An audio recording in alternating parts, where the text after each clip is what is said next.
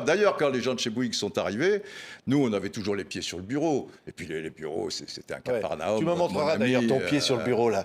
Oui, un secret, d'ailleurs. Je vais te le montrer tout de suite pour te dire, comme je suis fou de football, j'ai acheté ça récemment à Buenos Aires. Il est encore souple, hein, Didier. Hein. Ouais. J'ai acheté ça, je sais pas, voilà. Tu vois, c'est numéro 14. Ouais. Et 14, orange, c'est Johan Cruyff. Ah oui. J'ai trouvé ça dans un magasin de sport récemment à Buenos Aires. Évidemment, évidemment, ça, c'est une de tes idoles. Cruyff. Oui. Mes grandes idoles, je suis né avec le Brésil de Pelé. Et Pelé est mon idole absolue. Alors évidemment, les sentiments sont exacerbés parce que tu es petit. Je ne dis pas que maintenant, plus rien ne m'émeut, mais c'est pas la même chose. Et le deuxième, ça a été Cruyff. Parce que j'étais interne à Antibes et à TMC. À l'époque, TMC, c'était seulement le bassin méditerranéen, c'est pas le TMC de maintenant. Et il se branchait sur la télévision belge et il passait tous les matchs de l'Ajax d'Amsterdam en Coupe d'Europe. Pas à TF1, à la télé française, tu n'avais que la finale. Et de temps en temps, allez, un bout de demi-finale, sauf si un club français, là tu avais l'aller-retour, comme ça a été le cas de l'OM en 72. Mais tu les voyais qu'une ou deux fois. Tandis que là, tous les matchs contre le Bayern, contre Arsenal, enfin c'était fantastique.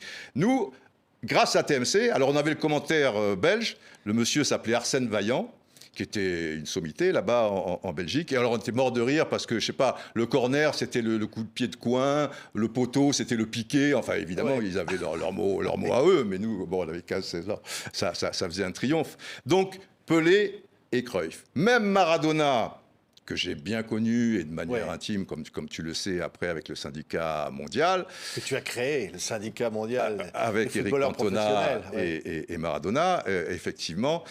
Bon, c'était insensé et inouï, tu vois, qu'un petit Français aille chez Maradona de temps en temps, mange un assado préparé par son père, tu vois, qui ait cette proximité. Bon, c'est le syndicat qui voulait ça. Et puis après, c'est vrai qu'on s'entendait bien. Et d'ailleurs, cette tenue, parce que j'ai la tenue du bouquin, je fais une parenthèse, ça ne t'aura pas échappé. Non, mais là, cette tenue... Didier est venu, je suis venu avec la tenue en de la football, couverture du livre. Hein. En football, à part le jean, parce que quand j'ai fait ce chapeau, Maradona adorait ce chapeau.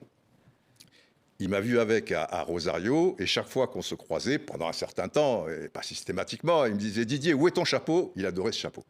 Donc, en le mettant sur la couverture, c'était un petit hommage à lui. Et en le mettant sur le plateau, là. Et en le mettant sur le plateau également. Et cette chemise, je l'ai achetée à Londres le jour où je faisais un reportage pour la première fois à Wembley. Et Wembley, si tu veux... Pour un gosse comme moi, alors là on était en 81, c'était un match Angleterre-Irlande du Nord, victoire de l'Angleterre 4-0, c'est des détails, mais si tu veux, tu as ça, tout est là, ça reste, voilà, c'est tamponné, tu vois.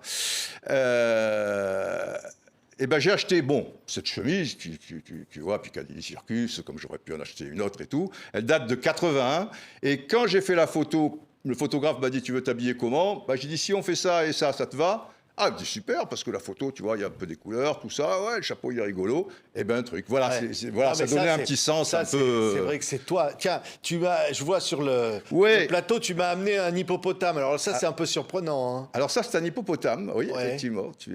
On voit bien. Hein. Et l'hippopotame est l'emblème du Mali. Et j'étais très proche de Salif Keïta, qui a été un grand joueur à Saint-Étienne dans les années 60. Alors moi, je le connaissais un petit peu après, mais il n'était plus joueur. Et on s'est vraiment rapproché au moment du syndicat mondial des joueurs. Et une fois, j'étais à un hôtel pas loin d'ici, d'ailleurs, tu vois, place de la Grande Armée.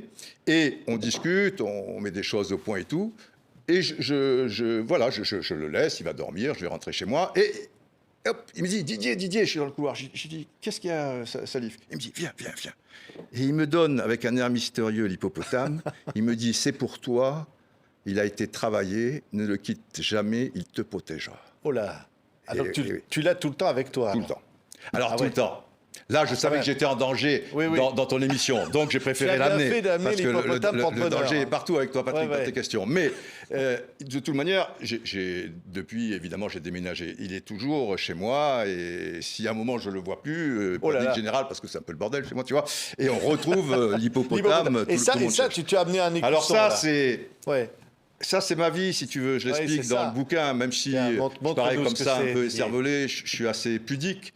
Et j'ai parlé un peu de ma jeunesse. Et ça, c'est l'écusson de l'AS Cannes. C'est un dragon qui est l'emblème de l'AS Cannes. C'est l'écusson, tu vois, le maillot de l'AS Cannes qu'ils avaient, enfin qui existe toujours. Mais cet écusson, il est très vieux. Il m'a été donné par quelqu'un qui m'est infiniment cher. Et il me suit partout aussi. Et comme je l'explique dans le livre, moi j'aimerais être incinéré.